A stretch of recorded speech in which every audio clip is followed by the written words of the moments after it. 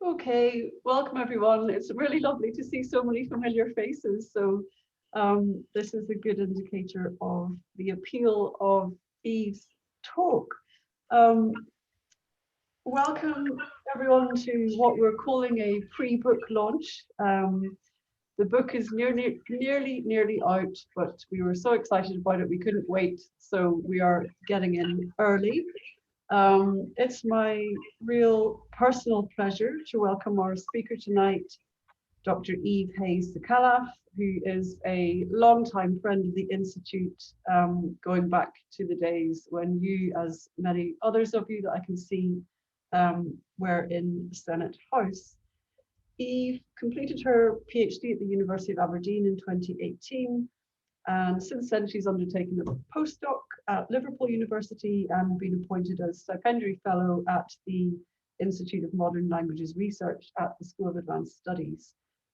Her research, as I'm sure all of you know, focuses on issues of citizenship and the state, with a focus most recently on the case of the Dominican Republic.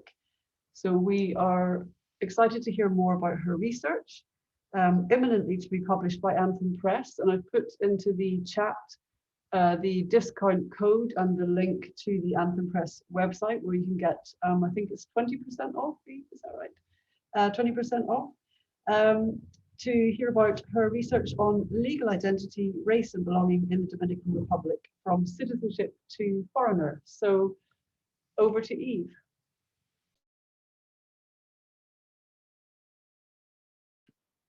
Okay, can everybody see my screen? Yeah, I just wanted to say thank you so much for this invitation. It's so nice to see so many familiar faces and of old friends and colleagues and all sorts of people who are logging in right now as we speak. So I'm not sure if I can see all of you as I give this presentation, but certainly I'm very happy to welcome everybody. So first of all, thank you then for this very kind invitation.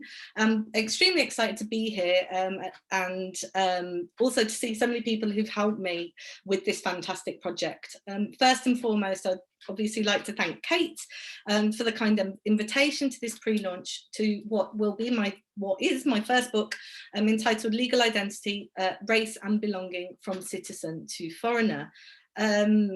I'm very fond of the Institute, having taken my master's here back in 2010.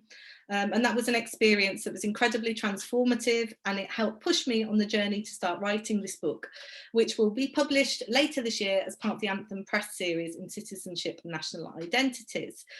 So there will be a more formal book launch and hopefully an in-person book launch with discussants at the Centre for Caribbean and Latin American Studies, so at CLACS at the University of London, where Kate said I am currently based as this year's stipendiary fellow. So I do hope that some of you can join me at that as well. And I see a lot of familiar faces now coming into the call, and this is just lovely.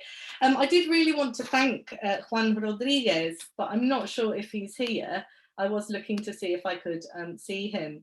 But Juan Rodriguez is a Dominican anthropologist whose face is on the front cover of this publication, and he's very kindly gave us the permission to use his face, and it's just wonderful, basically, all the support that I've had from everybody, so thank you. Before I start as well, I wanted to say that some of the images that I'm going to use in this presentation were live illustrated by the artist Katie Chappell, who put these together at a workshop at the Alan Turing Institute that I recently participated in, called Researching Digital Identity During Times of Crisis. So a big shout out to Katie for doing that, because I think she really captured the essence really of what the book is about, and what I've been trying to achieve with the research. So this book provides some uncomfortable insights into how modern day identity-based development solutions can also be used for discriminatory and ultimately exclusionary purposes. So the book illustrates how efforts to provide people with proof of their legal existence as Dominican citizens facilitated a space which allowed for the retroactive exclusion of hundreds of thousands of largely, although not entirely, Haitian descended citizens from the Dominican Civil Registry. Now, these foreign-making practices not only affected undocumented populations, i.e., so in the DR case, you'll hear a lot about stateless populations, who are people without paperwork who have very largely lived an informal existence, but they also had a significant impact on persons who already held some form of state-issued national ID. And as we'll see from this talk, then many of these people thought they were Dominican citizens and also had the paperwork to prove it, yet increasingly found that the state refused to issue and or reissue them with the documents that they needed to go about their everyday lives.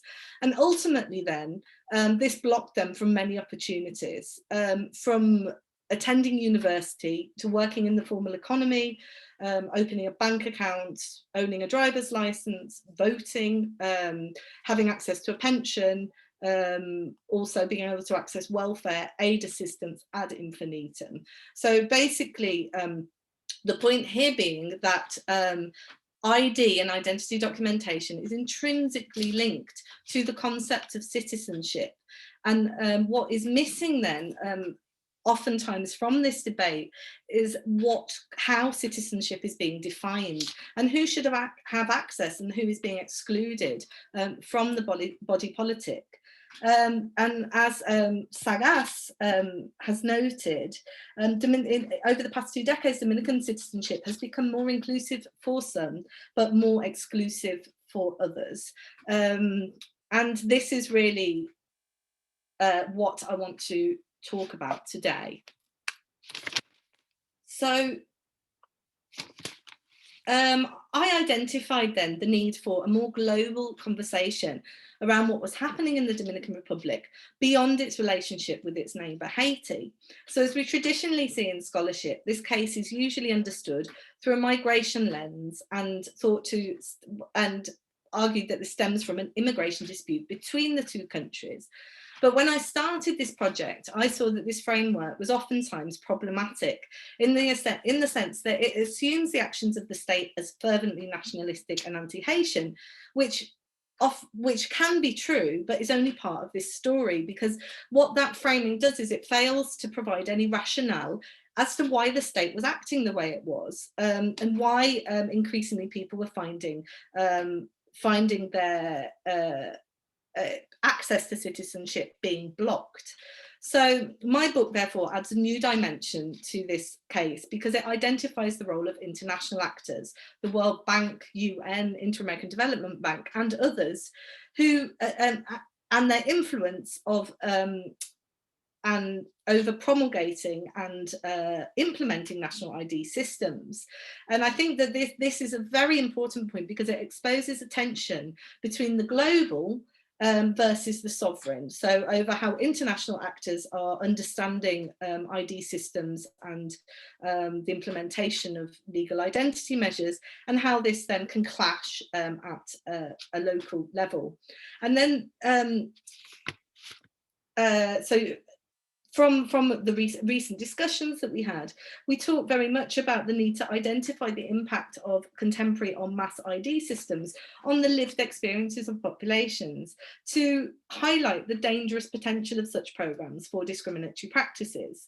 So how are people experiencing these systems? What stories do they have? We certainly need, and I hope this book contributes to this, but we need more empirical research, socio-historical research, analysis of political and economic realities to understand what is happening, and to acknowledge then that ID systems are invisibilizing certain populations. Also, we talked about the need for how IDs can be embodied, and also how these are linked to different link us to different kinship ties and different family connections. But and how ID can forge a sense of belonging, but also also create disputes basically about who belongs. So but the crucial point of this is that those who are living outside of the system, so those people, stateless populations, for example, and people who are undocumented, are finding it more and more difficult to navigate day-to-day activities as we might do as citizens. And then to think about the Dominican case, I think it's very helpful if we take what Torres Sajant talks about as being the permanent foreignness of Haitian descended populations. So NGOs, when they examine the experiences of Haitian migrants, tend to conflate these together with their Dominican-born children. So they assume that they live a certain way and experiencing documentation a certain way, but really this can be, that can somehow flatten then the experiences of the Haitian descended, in so much as we can talk about Haitian descended populations. They might be 4th, 5th, 6th generation, but they're still being talked about as migrants. Whereas in the Dominican imaginary, a first generation person born to Italian parents, for example, is very quickly adopted into the, adopted as a Dominican. And as I will explain, this of course has many, is very closely tied then to ideas around race, race, belonging, and social and cultural capital. But so the fact being then that also in the US context, you have Dominicans and their descendants who are staking basically a claim to Dominican identity and increasingly having access to their ID cards. Whereas you and these can be people who have never been to the country and have not grown up there, whereas you have the situation of Haitian descended populations who are born in the country, have grown up there, sometimes over several generations, yet will never be seen as Dominicans. So this tension there is particularly important, because while the focus is typically on stateless populations, so I apologise, while it's on stateless populations, namely undocumented people with no form of ID, this study in contrast is looking at documented Dominicans. So people of foreign lineage who were already in possession of some form of state-issued ID document, who then began to find that they were treated very differently when trying to access their documents. So, legal identity, in a nutshell, is still being disputed. Its full definition is still being disputed in international circles. A definition of it doesn't exist in international law, but essentially it is how we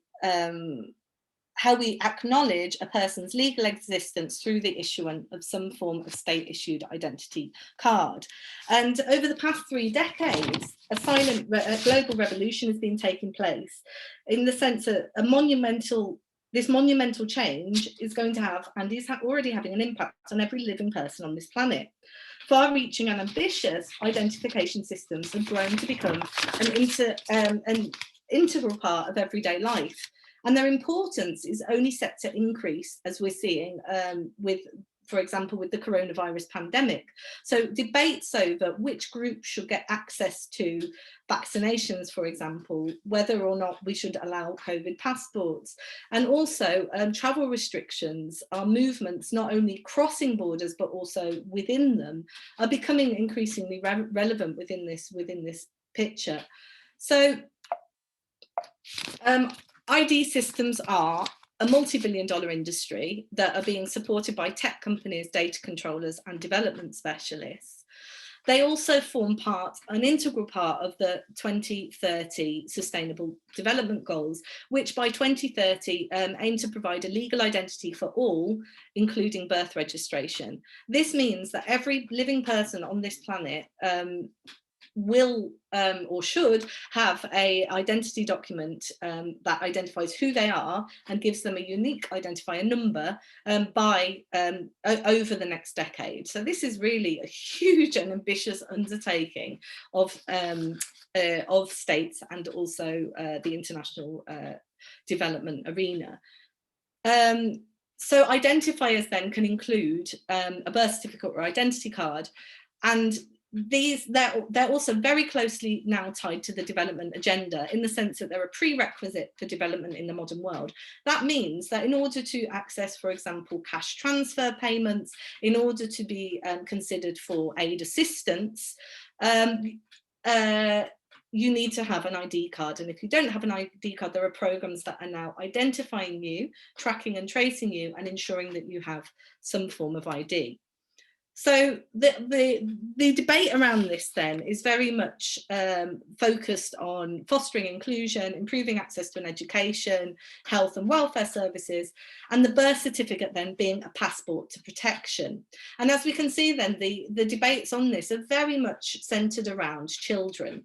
So and it makes perfect sense. You target children when they're born, because by providing them with a legal existence and legal recognition, then they're able to unlock their basic rights. But what is really not being focused upon in this debate is, firstly, the impact of registration systems on adults. So how, as we're overhauling civil registries, as we're implementing new social protection measures, how adults are also experiencing these changes. And it is looking at, so it's not considering the impact on adults, and it's also focusing on children and focusing on this language of inclusion. So as I've said, then over the next 10 years, legal and digital identity are set, if they're not already, central themes in the global development agenda. And debates then on identification measures, including the technologies that support them, are typically couched within this discourse of belonging, social inclusion, and the universal right to a legal and increasingly digital identity. So social protection is wholly dependent on channeling assistance to those who hold the correct ID, and or ensuring that those who don't have this can have some form of access to an ID. The concern here then is that there's an overwhelming focus of these practices on Indigenous and Afro-descended populations in context where historically these groups have faced systematic discrimination and social exclusion. Historically, identities, race and constructs of belonging in the region have been consistently reimagined, hierarchically structured, and or misused for political and economic gain.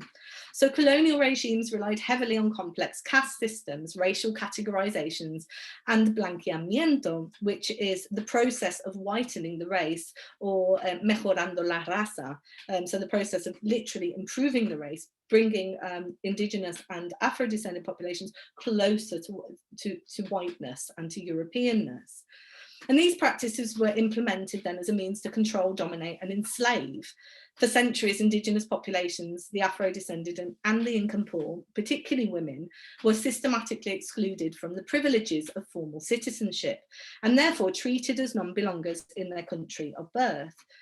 Yet policymakers fail to engage with the socio-economic and historical realities of the places where they work. Programs are typically conceptualized at a macro level, so i.e. in Washington, but they're not taking into consideration the potential limitations or problems with large-scale registrations, or if they are, they're certainly not mentioning that as much as they should do in the policy documents. So this is concerning then in countries where there have been disputes over who should have access to citizenship documentation and who is excluded then from this imagined community. And certainly there are advantages of ID systems. these data, for example, can improve the collation of statistical data known as vital statistics, and this can be very useful to people like us, the academics, policymakers, statisticians, politicians. Yet little attention then, as I said, is being placed on how birth registrations are affecting adult populations. And this is important, as we will see, because there have been fundamental changes in how citizens are being registered and recategorized on a global level. So, going back to the Dominican case then, authoritarianism, and there's a very close relationship between authoritarianism and the ID card. So, as we can see here the picture of Rafael Trujillo, who was the dictator who ruled for over 30 years. In fact, it was the 60-year anniversary of his death just last week, something that I think is often overlooked by many Latin American specialists. He was fiercely anti-Haitian, despite his own Haitian heritage.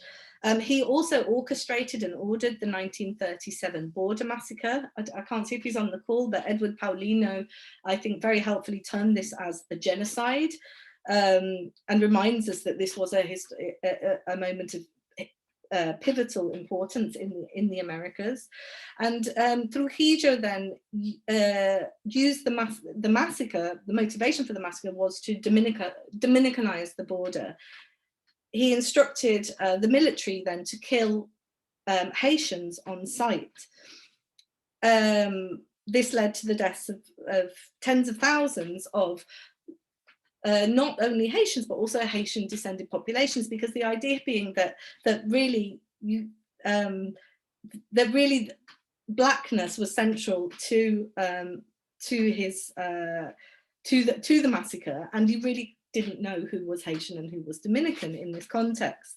So Trujillo celebrated a construct of Dominican identity that was white, Catholic, Hispanic, and then linked these traits to ideas of modernity, civility, and Europeanness. So essentially, as David Howard has underlined, Dominican identity is simply the antithesis of Haitian identity, one which is associated with blackness, with the descendants of slaves, with a history of revolution and rebellion, and with close ties to Africa. So however constructed or however imagined then this idea of Dominicanness is, it had an impact because it meant that the state could control and monitor more closely how it racially classified Dominicans. So in the 1930s, Trujillo introduced the country's first national ID card, which had racially classified Dominicans. And then subsequent authoritarian leaders, such as Joaquin Balaguer, then utilized or even weaponized the cédula, the ID card, as a political tool. So he would, during election campaigns, send people out to to areas where migrants and migrant descended populations lived, for example, sugarcane plantations or bateas, and literally give out paper ID. So, and they would give this ID to Haitians, to Dominicans, to anyone who they thought could secure a vote for the party. So I also wanted to draw your attention then to this book, La Nacionalidad Dominicana, which was written by the Dominican lawmaker Juan Miguel Castillo Pantaleon. This book is basically an argument for why Haitian descended populations could never have access to the Dominican nationality. And I think it's important then, if we look at how this book depicts this young girl. So she's shown as being very vulnerable in her underwear. She's white and blonde and upholding the Dominican flag. So it's this idea then of the Dominican nationality being inherently linked to whiteness, Europeanness, innocence, and Catholicism, and simply existing as the antithesis to Haiti. So why is this relevant then? Well, as many of you, I think, will be aware, on the 23rd of September 2013, the Dominican Constitutional Tribunal retroactively and arbitrarily stripped the plaintiff, Juliana Deguis Pierre, who we can see in the bottom right of the photo, of her Dominican nationality. So Juliana was in possession of a Dominican birth certificate, which was subsequently invalidated by the tribunal judges. They then refused to issue her with her Dominican ID card, with her cédula, arguing that for over 80 years, the Dominican Civil Registry had been erroneously recording people as Dominicans, and that they saw this ruling as a need to rectify this clerical error that had meant that tens of thousands of Haitian descended populations were being recognised as Dominicans. So there's a very complex legal argument behind this that I won't go into today. It is in the book, and you can read that there. But the fact being that this decision hinged on the fact that Juliana was born in the Dominican Republic, was documented, grew up thinking that she was a citizen, and then was subsequently told when she needed to get an ID card that was demanded of her from her employers, that she wasn't a Dominican at all. In fact, that she was a Haitian national. So this was a hugely controversial ruling. It led to widespread criticism of the Dominican Republic, both in terms of how it treats migrant populations, but also this kind of it also led to this kind of new era of confusion and debate and antagonism over how are Dominicans being defined, and who is a Dominican and who isn't. So if we see one of the protests here, the protest sign says, "If I'm not from here, then where am I from? I want to vote." And the picture of Juliana is of her at a passport when she, at an airport when she was invited to present her case before a human rights. There was Bridget's on the call and she can remind me, but there was a human rights hearing, and she was not allowed to travel basically because she didn't have a passport, and so she was essentially blocked from leaving on an aeroplane to go and talk at this human rights event. So in response then to the ruling, former President Leonel Fernandez said, well, if the ruling is retroactive, then there's been a problem in determining the legal status of people living in the country. They've been under the impression that they're Dominican, and at some point were even in possession of paperwork, and something like that can lead to other problems. So the motivation then for this, for a lot of this research, was to understand then, not just understand the policy and understand how policy was being conceptualized and rolled out, particularly in the Dominican context, so what was happening kind of at this international level, but then see the impact of these policies on the lived experiences of Dominicans. And importantly, I didn't just want to interview people who were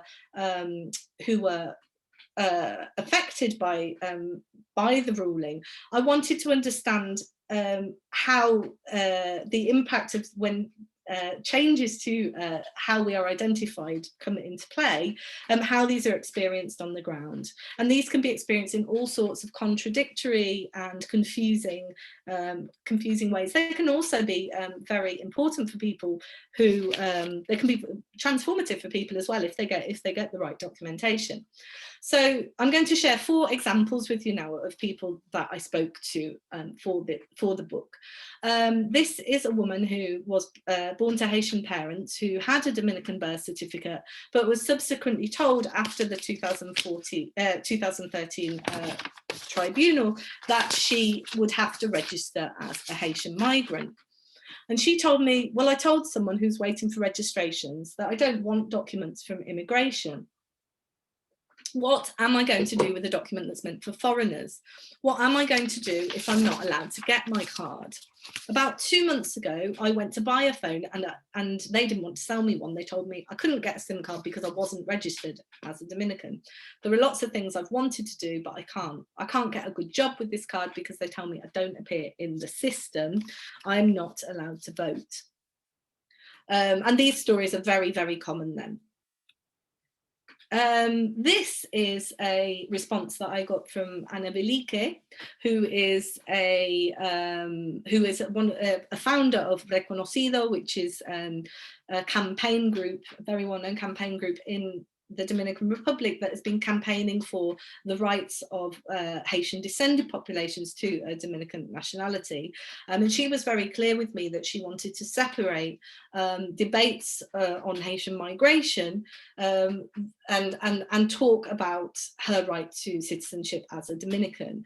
And this highlighted really the kind of limbo that people who were affected by this ruling can find themselves in, particularly because they're existing, as somebody has said, called them ghost citizens. They're existing in this kind of limbo space whereby they can't identify as one thing and they can't identify as the other. So she told me, I am a Dominican because I was a Dominican the day I came into this world. But what makes you a Dominican? A person is where they're born. It's not just what the law says. I can't identify with Haiti. I don't have the Haitian culture in me. So I've been there now through a process of exploration, but they see me as a foreigner, even though here they say that I'm Haitian. I learned some Creole, but a Haitian hears me speaking and they know it's a foreigner speaking their language. So everything I've learned, I've learned here. The way I am, the way I think. There are attitudes and ways of being. I'm an expression of what I see: history, language, traditions, food, dance, music, religion, practically everything. I can't give you one example because it's a combination of things. And I think that shows really, really well then that the level of the impact basically that changes to legal identity measures can have on a person's sense of belonging and the understandings that they have about their own citizenship. So another factor in the book that I won't have time to go into in too much detail today is how because of particularly because of World Bank funding, but also with support from the Inter-American Development Bank and the UN, there was a complete overhaul of the social policy sector in the from 2004. Now, this overhaul meant that social protection programs were being used to target and identify persons who were eligible for state assistance. And this is very important because for the people, the welfare card that you can see in this picture is only available to people who have a Dominican cedula. So now you can see how these opportunities can be blocked off because without an ID card, then you can't get access to cash transfer payments which are being dispersed via this card. I also think it shouldn't go unnoticed that this card was sponsored by Visa International and very much counted on the participation of the banking sector as well. So this idea about not just identifying citizens, but also kind of creating consumers and creating people whose consumer habits I think you can monitor is an extremely important picture of this jigsaw. So I spoke to a colmado owner. A colmado is a small kiosk basically that sells goods and supplies in a local sugar cane plantation in Abate. And he spoke to me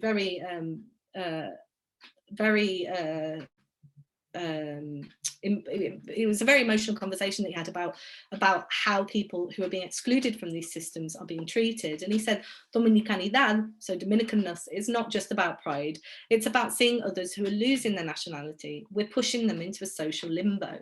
There are children who can't study because of this attack, they can't move upwards. For people who don't have their documents, they're not insured, they can't go to the clinic to be treated, they can't get hold of a tarjeta de solidaridad, so this welfare card that she's holding. They don't have,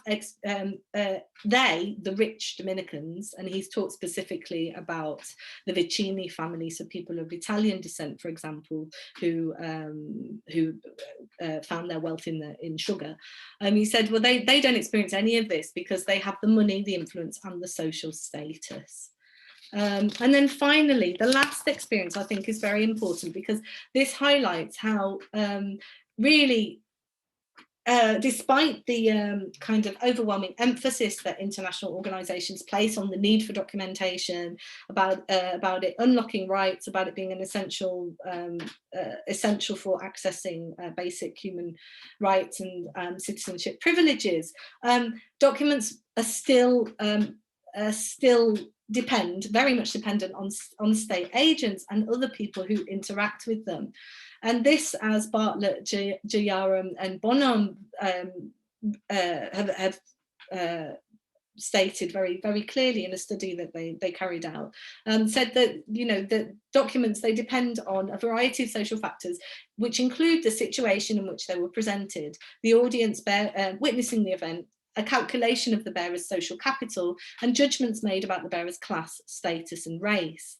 And these observations are necessary because in this case, the person that was blocked from getting her identity documentation, she was unable to take the national exams. She got a phone call to a house from the civil registry a day after she had participated in protests, and was worried because she was a social activist, and was worried that she was being her movements were being monitored. She was born to Argentinian parents, and I think this really highlights then the ambiguities that come up in terms of what's been happening on the island, specifically because she her parents were had a working visa when she was born, but they didn't record her with a Dominican ID card, and because of this, the system flagged her up as being her case as being a problem. So now we can see how interactions with civil registry officials are really wrapped up then in ideas of docility and having to act a certain way and present a performance. And she talks about this performance by telling me that when she went to basically argue her case and try and get her copy of her ID, she said, at that point, I decided to play the part of a smart little good girl. My mom sent me to get my hair done. She made me take out my earrings. I dressed well. I wanted to look calm. And I said, oh, look how lucky we are. We found out about this and now we have come to resolve this issue. But in reality, on the inside, I was angry. I didn't understand how out of nowhere a person could lose their nationality and no one tells you. And that's what happened to me. So she's saying that she was able to resolve it because of her social capital and because of her class, status and race. She was able to navigate these systems, but of course people who don't have access to have access to certain privileges then are the ones that are finding themselves increasingly excluded.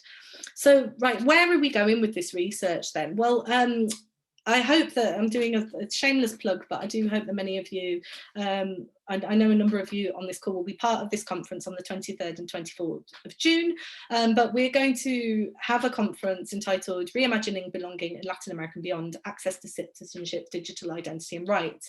And the purpose then of this conference is to look across the Americas to try and understand what is happening in the region. And we'll have an examination of nation building practices. We'll look at challenges to legal definitions of status, not only for migrant descended populations, but also for non-binary populations, which I think is a fascinating area of study and one that I'm very much looking forward to learning more about. Analysis then of the recent Windrush scandal, experiences of the Boumediene, which is a registration process in the Francophone Caribbean, impacted biometrics on the fundamental rights of the citizen, and an exploration of citizenship stripping, statelessness and foreign making practices across the region. So I do hope that, as I said, that some of you can join me there. So then, in conclusion then, Foreign making processes, particularly in the Dominican case, are not so much about borders or sending people elsewhere. They are instead intended to imprison people within their own socio-economic space. And these systems, as Tonkis reminds us, are heterogeneous and complex. And they're experienced empirically in a variety of ways. So they certainly are not experienced in kind of the uniform, all-inclusive, all-inclusive way that basically international organisations are currently selling. So in the run-up to the 2030 Sustainable Development Goals, this is only set, I think, to become a more increasingly important issue, and particularly, as I've said, with what we're seeing as happening with the COVID pandemic. So the Dominican case then, it throws a spanner into the claims of international organisations that effective ID systems foment social inclusion. And more empirical research of these policies and how they're being experienced on the ground is absolutely needed. So while NGOs and the media, and you will have seen this, I would imagine in the Dominican case, they focus on the deportations of Haitian migrants, practices that block access to documentation to Dominicans, essentially intended to keep populations in situ, blocking them access, stopping them from climbing up the social scale and truncating their opportunities along the way. And so just to end there then with this quote that one of the participants said, was a person is not just about the nationality. Dominicanidad, so Dominicanness, is a word that limits you, it restricts you to a certain role. It's not just about beer, the malecon, the beach, or drinking rum. It's a word we're using to organise people. And I think when we think about the study of race and the study of how historically we have restructured our populations, I think it's very important to understand then that these registration systems are essentially organising mechanisms, and they do have the potential to work against people as well as for them. So thank you very much. I've left a discount code for the book then. If anybody, just you put in that code, and I think you say that you participated today at this pre-launch, and you will get 20% discount. So thank you everybody, and I very much look forward to your questions. Great, thank you so much, Eve. It's a fascinating talk, and you know, it clearly comes across the wide-ranging implications that your study has, and we're already seeing comments in the chat about the parallels with the Windrush situation. So just a reminder to people, you can put your question or comment into the chat, and also raise your hand. If I may, I would just like to begin with a question on giving us an update to the situation since 2013, and obviously the ruling in 2013 and subsequent measures left this whole huge backlog of people who were denationalized and asked to re-register. So I wondered if you could give us an update on any idea of numbers of people who were actually able to re-register as Dominicans, and how many are still actually living in this legal limbo in 2021?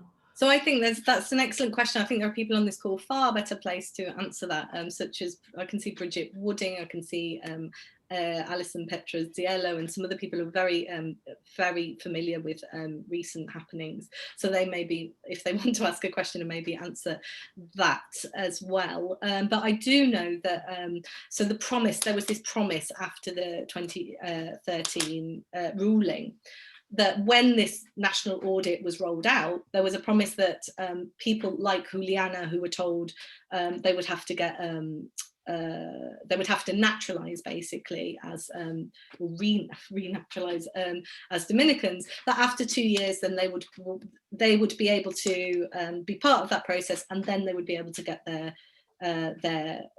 ID documents as Dominicans, so be re-accepted. So this idea of kind of pushing people out and then having this kind of this benevolence whereby the state then re-accepts you.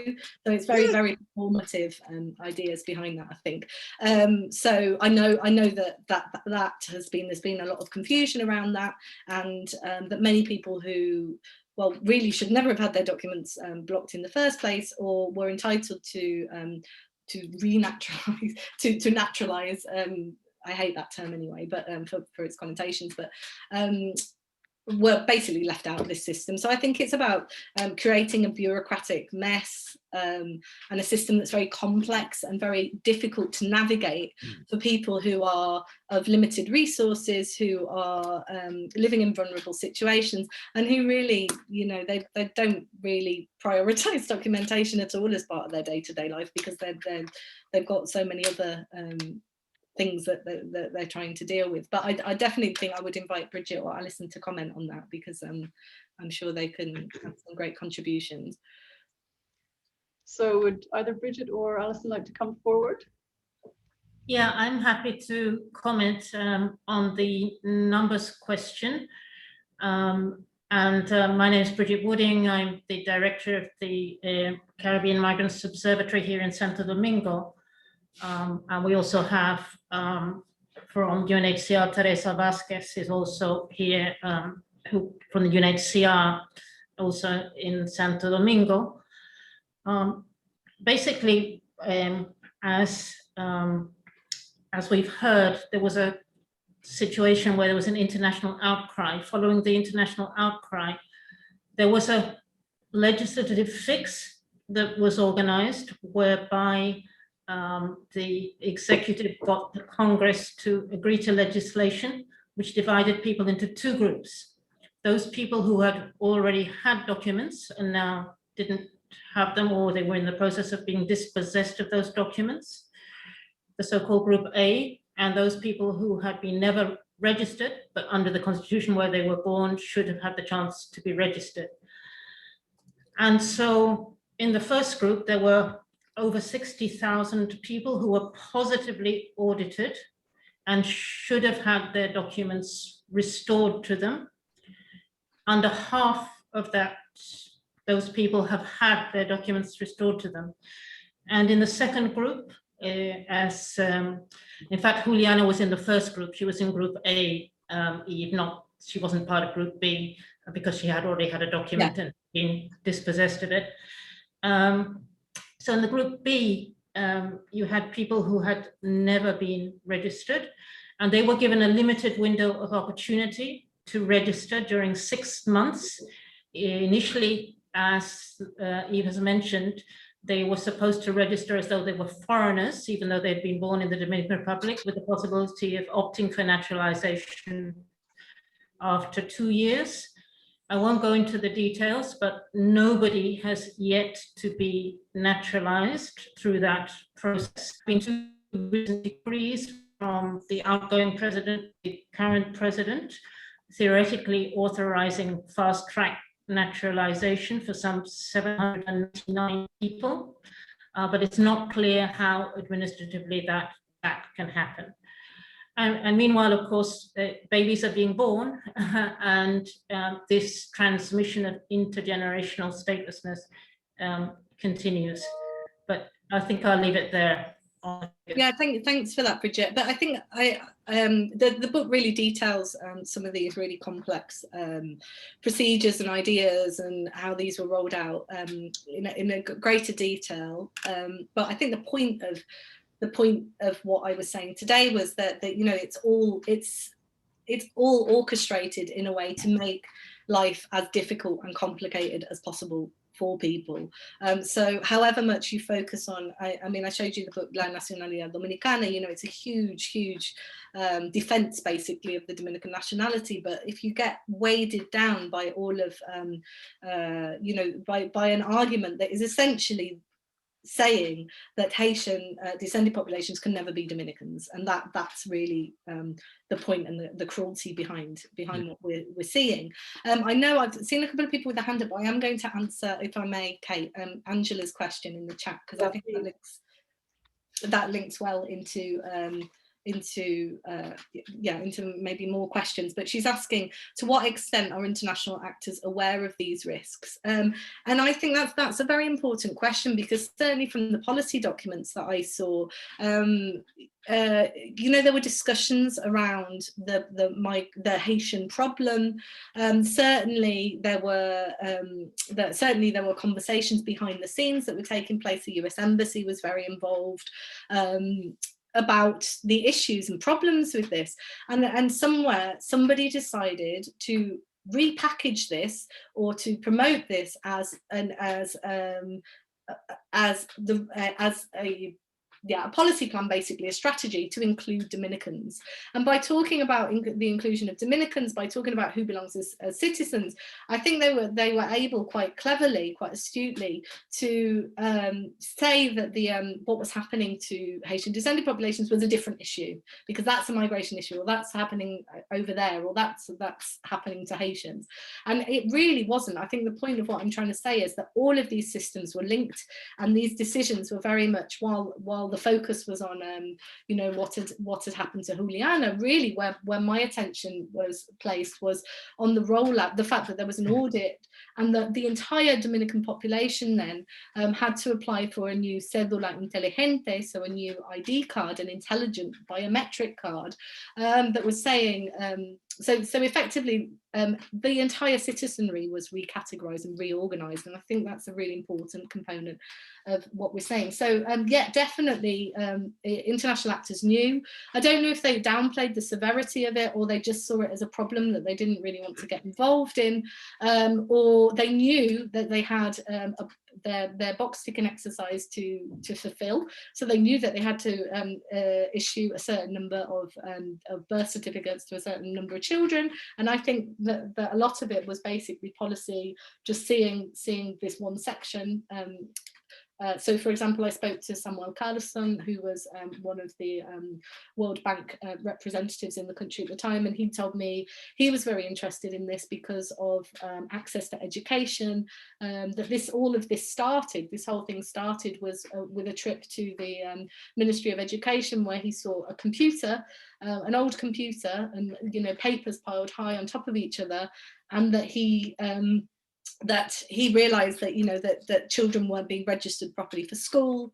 So there were people with, let's say, motivations behind it were perhaps not as disingenuous as you might think, but actually together as part of this issue, this caused a huge problem for certain segments of the population.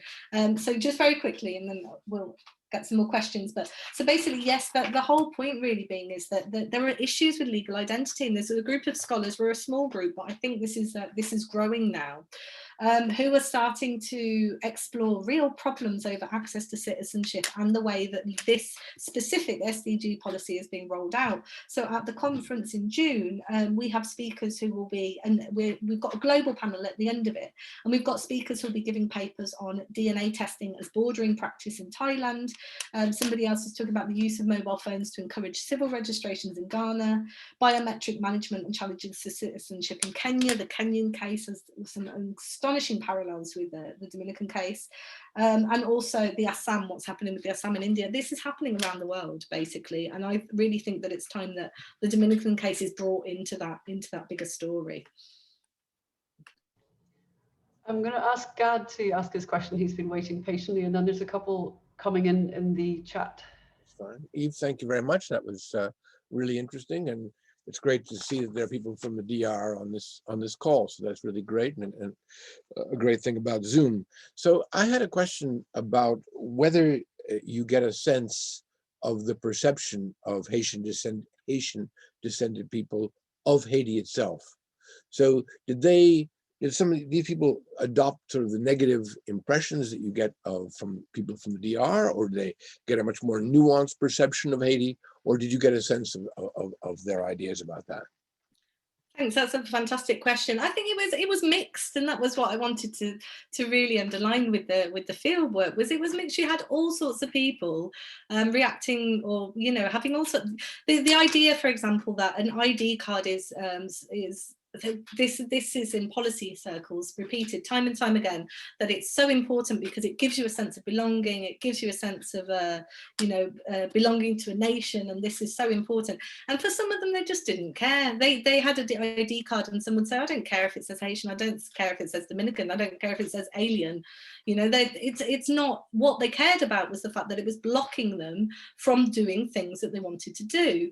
And I could give you some, they're all in the book, but a case of, for example, a guy who was a bouncer at a local discotheque, and he was paid cash in hand, so really he didn't really bother with his cedula, with his ID card, because he wasn't part of the formal economy, but he kept getting stopped by the police. And he was fed up. He just kept saying, I don't want to be put in jail. They keep telling me I'm a criminal. And then he talked very much about his afro hair as well, and the fact that, when he was made to go back and forth, because a lot of them had stories about having to travel from their village back to the capital and back again, which again is a form of abuse of power, really, especially if you're thinking about people very low incomes, and how how much effort goes into buying a bus ticket and having that money available for those tasks. So, and he said that when he went to Santo Domingo to get his photo done for his ID, he was told to cut his hair off.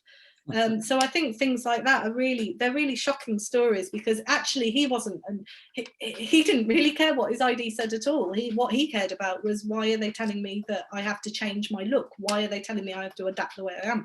Why can't I just walk down the street without being arrested? And there were other people, so particularly Ana Belico Reconocido, for her it was really important. It was a huge infraction of her human rights, she saw it as, because she was saying, I've been stripped of this. I've always played by the rules. I've always done things the right way. I've always done what the state's asked of me. And now they turn around and tell me that this is, that this doesn't belong to me, or that I don't belong to the place where I'm from. So honestly, the reactions and the responses from people were, as I said, some of them completely unexpected, but they did really clash with the discourse, I think, of human rights organisations who are saying, this is a badge of honour, this is so important, this will transform people's lives. For some people it was just inconsequential, and for other people it really did have some really bad issues. I think also the idea of climbing up the social scale is a very important one, because for people who wanted to get a passport, for example, or people who were already living overseas, then for people who couldn't renew their passport while they were overseas, even though they had a valid work visa, that's when you really saw some of these problems really, really come into the fore. Thanks, Eve. There's questions piling up in the chat, so I'll go with the two at a time. So Rachel's question is about approximately how many people were deported and how many people left because they're finding the situation unbearable. And then there's a question from G. Leslie asking what documents were held by Haitian descended or Afro-Dominicans which were somehow not acknowledged as valid documents. Were they descendants of those given documents for electoral reasons in the past? What was needed to get a citizen card?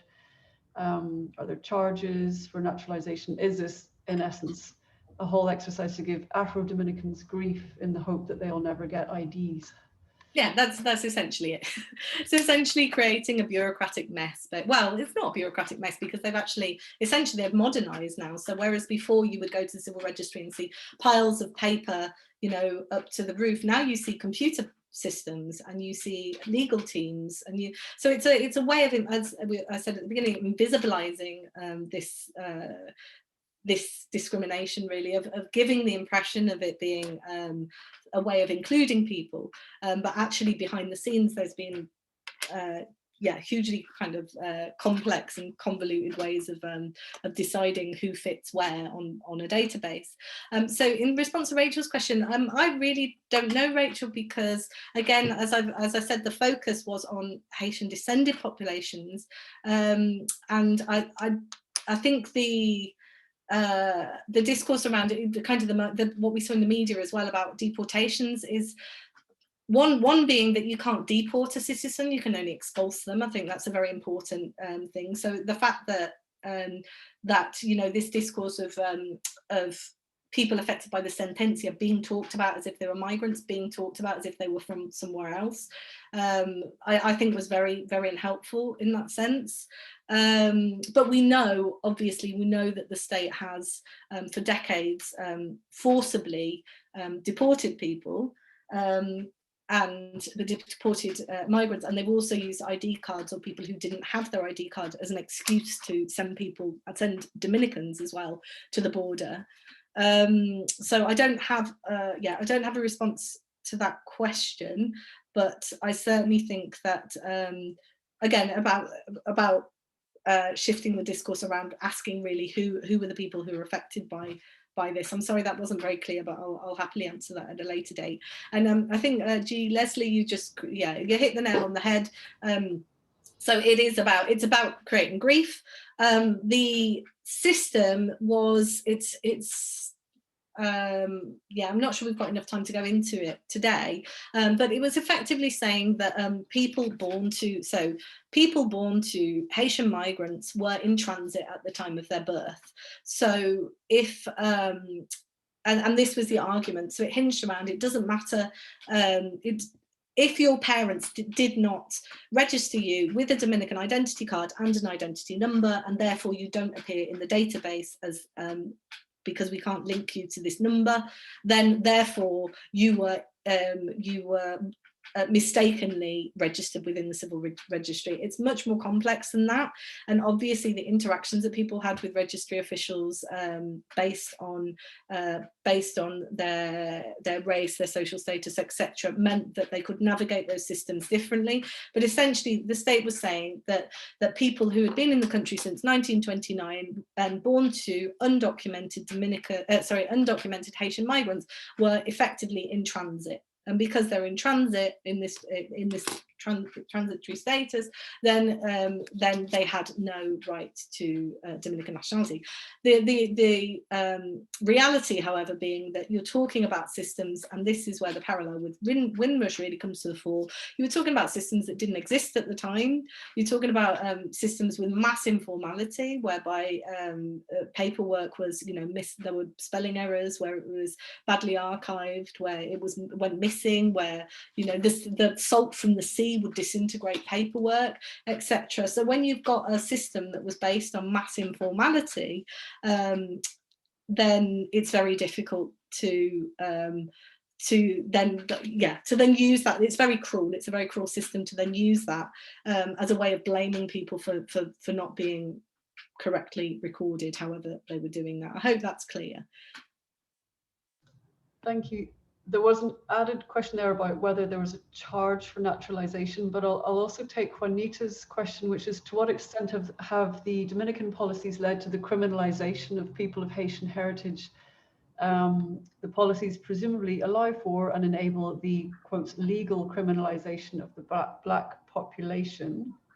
And I think, I overlooked an earlier question of Juanita's, which is, does the book touch upon wider international immigration policies and the general trend towards a racialized world with databases of unwanted persons and detention centers, etc., segregated geographically by haves and have-nots?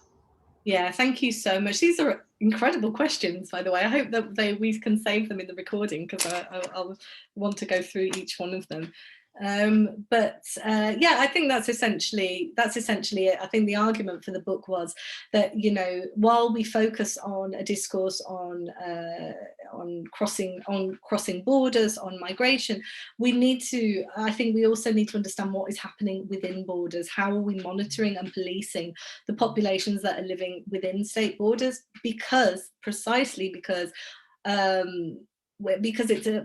we're improving the ways in which that we're recording people, and the fact that we're relying so heavily now on biometrics, on digital ID, and on basically what a computer tells us a person's identity is, then this will inevitably then lead to exclusion for some. And I think this is very, very worrying, because when we link this to the 2030 Sustainable Goals, and we can see that this was an integral component of, it's a cross-cutting theme, so it cuts across the goals, in the sense that the assumption always being that well, if people have their ID, everything will be great and everything will work. And as I've said, for those who did get their ID, for some people it did work. It did work out very well, but not for everybody. And I think we just need to recognise the nuances really, and the potential for limitations with these problems. So, and I think the idea about unwanted persons and detention centres, that's exactly it. I mean, history has already, you know, this has gone on time and time again throughout history.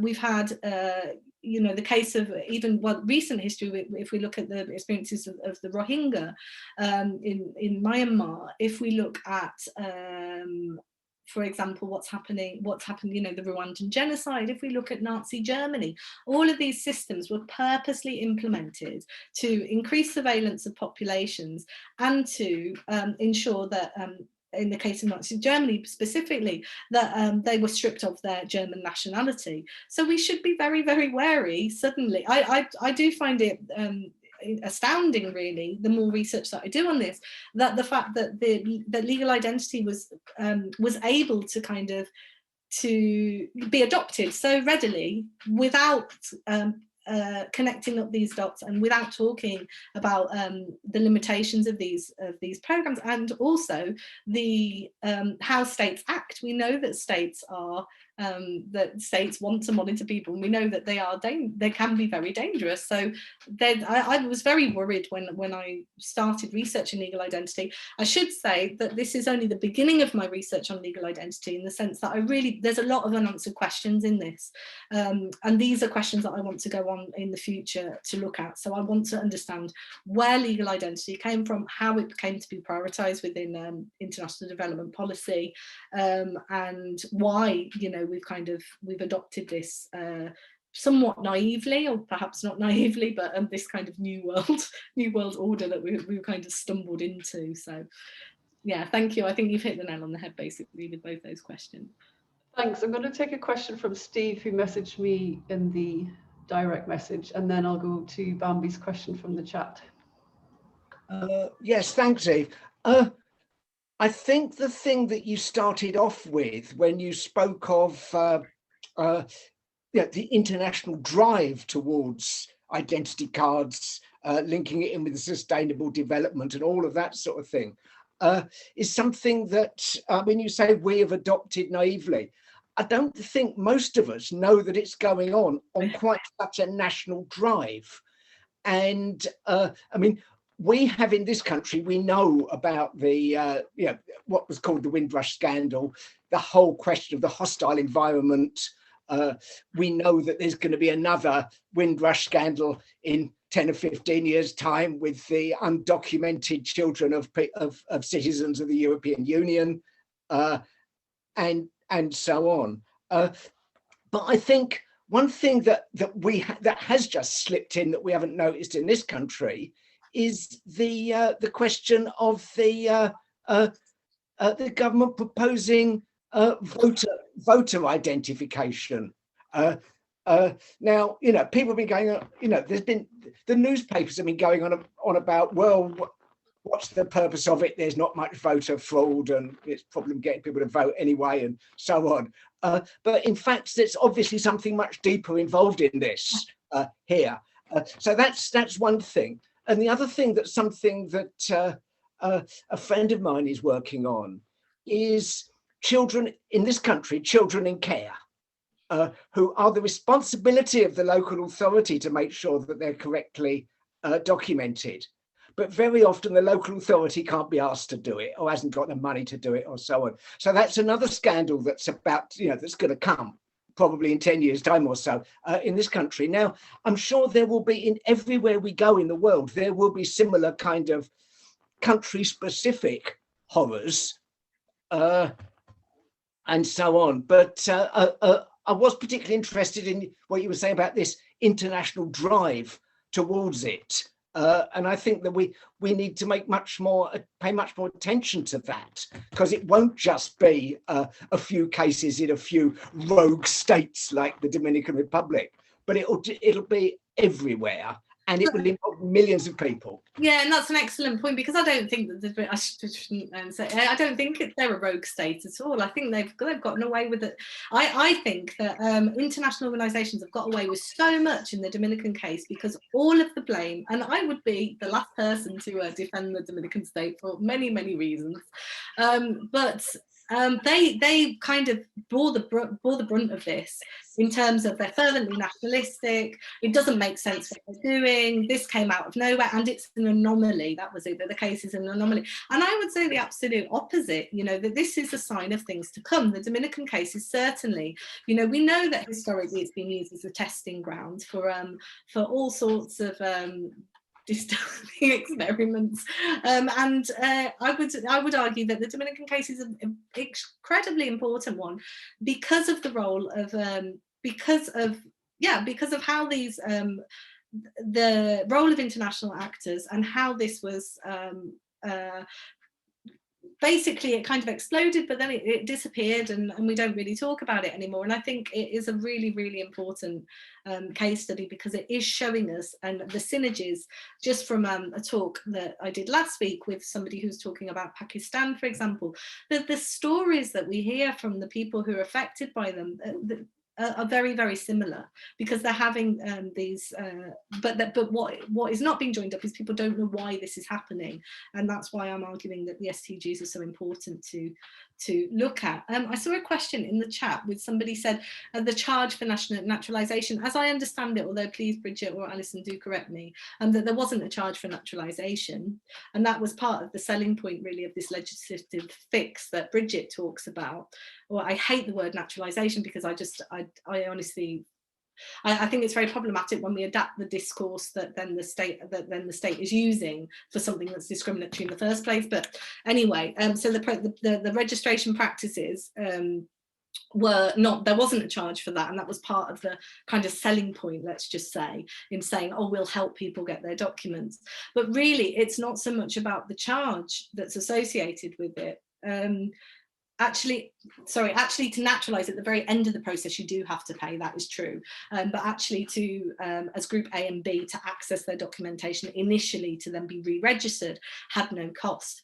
But of course it has a cost, because if you are from an income poor community, if you live miles away from the capital, if you don't have the paperwork that's being demanded of you, if you have trouble reading and writing, if you don't speak either don't speak Spanish or you don't have access to certain areas, and I see Robin's on the corner as well, which is lovely, that then this becomes it does, like, the fact that you're not charged for it, actually you are charged for it, because you're having to give up so much just to be able to navigate these bureaucratic mazes and to be able to formalize a status that as a citizen you should already have.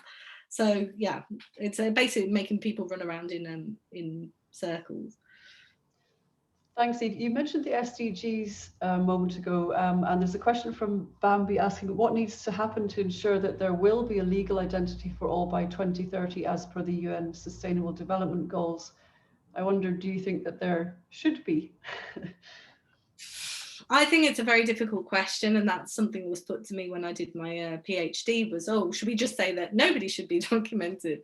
And I don't think that's a helpful argument either, in the sense that of course there's a use for these systems, but we need to more critically engage with their limitations as well.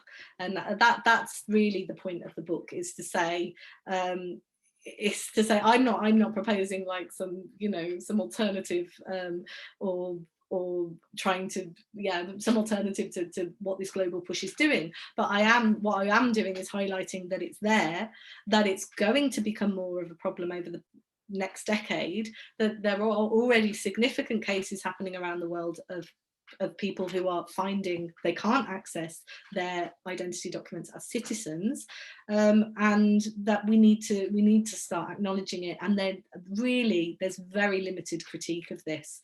I think there's been an adoption of blanket adoption of the SDGs as being the universal good, and this is what we're aiming for, and this is how we're shaping the discourse and the conversation around it, but don't talk about any of the limitations. And we have to, because it's causing issues. Thanks. There's another comment from Juanita, which is, we talk about the Windrush scandal, but we don't talk about the large numbers of young Black children of African descent who are too scared to apply for passports despite having been born here to parents with indefinite leave to remain.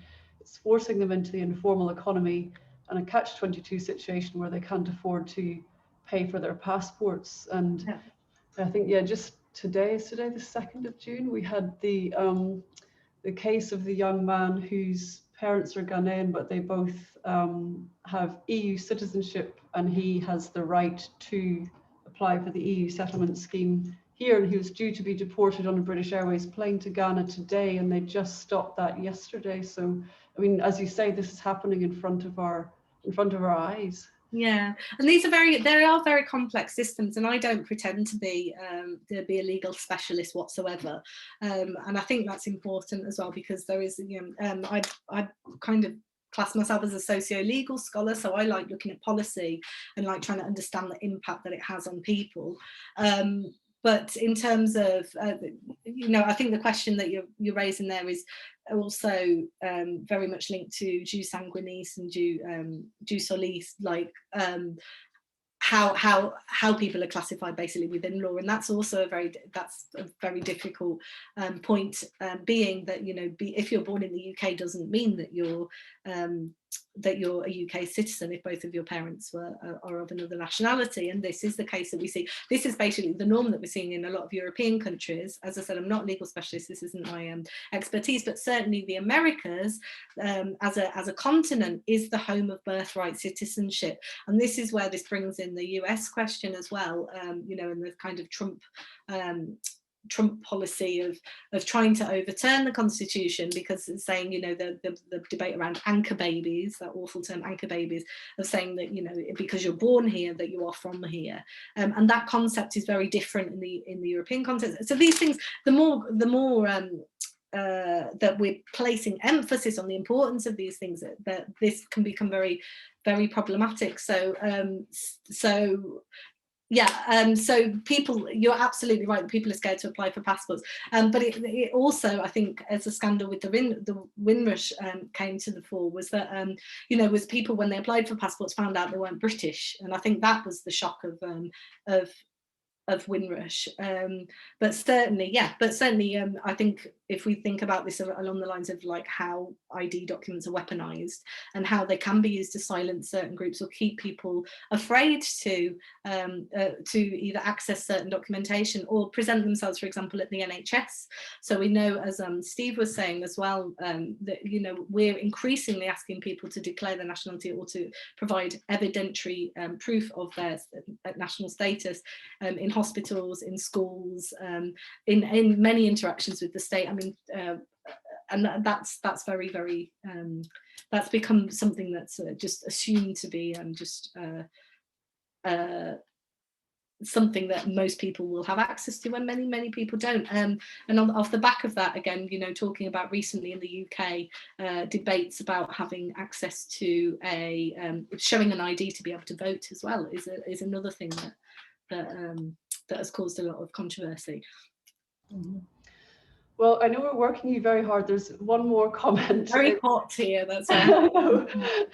One more in the chat, which is from G. Leslie, saying, should it not be an infringement of basic human rights to render anyone stateless if not already covered by the Universal Declaration of Human Rights, as it's clearly a universal human right? As when someone is stateless, they can't call on any state for assistance and services.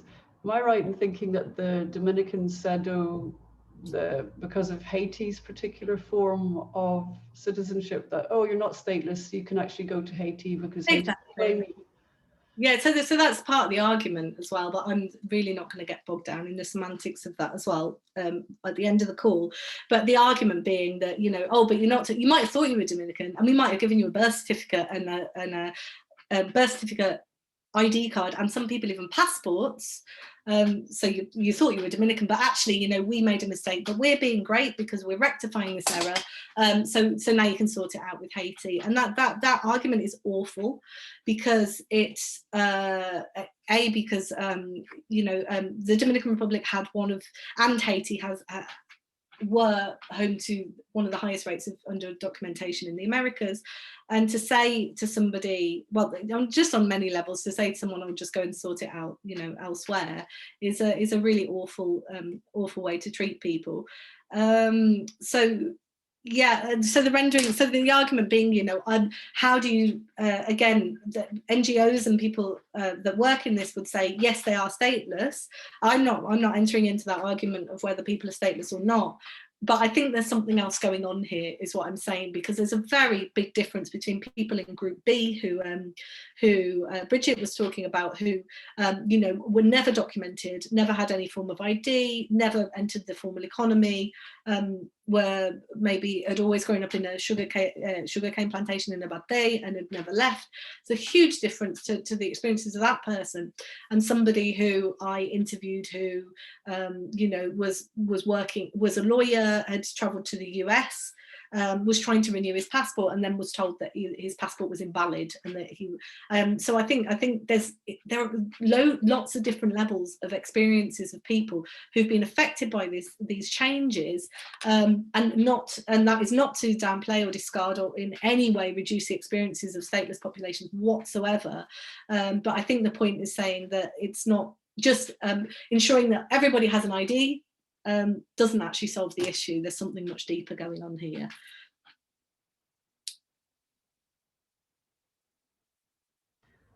Thanks, Eve. This is where I wish that we were in person. I could then invite everyone to carry on the conversation over a nice glass of wine, because clearly the conversation has been so fruitful, and there's still a discussion going on in the chat about the way in which the phrase Windrush framed the debate around the Anglophone Caribbean community, with people not realizing that it also applied to other Commonwealth so-called immigrants during the same period. Horrifying story from Anthony about multiple people of colour being ID'd when getting their COVID vaccine in the UK. And I should take the opportunity to warn everyone, if you don't already know, that there's some deadline in June by which you have to opt out if you don't want all your medical data to be sold to private companies. So look into that. You need to opt out or have your medical details sold. Misbah says, or a glass of rum. Yes, that would be ideal. I think I would like to thank Eve very much indeed. Encourage all of you to buy the book, to register for the conference that's going to be discussing all of these issues. I would like to thank all of you for your excellent contributions, questions, and comments in the chat. So un aplauso and felicitaciones on the book, Eve. It's a great achievement, and we're so proud of you. Thank you so much. And Kate's, like, I started the journey with Kate, so she knows all the trials and tribulations I've been through to get this far. I'm really excited. Please on the 23rd and 4th of June, do consider joining us at this conference, because a lot of the questions that we weren't able to answer, which are just fantastic, and I'm going to really look forward to hopefully being able to read them, actually, because this was a recorded session. I'm very sorry that I wasn't able to keep up with all of them, but please do join that conference, because we will be discussing this and much more, and I think this will give us a very fruitful insight into what is happening with legal identity and digital identity and beyond. So yeah, very much looking forward to seeing a lot of you there, and thanks for coming. Cheers to your book. Bye. Thanks, Steve.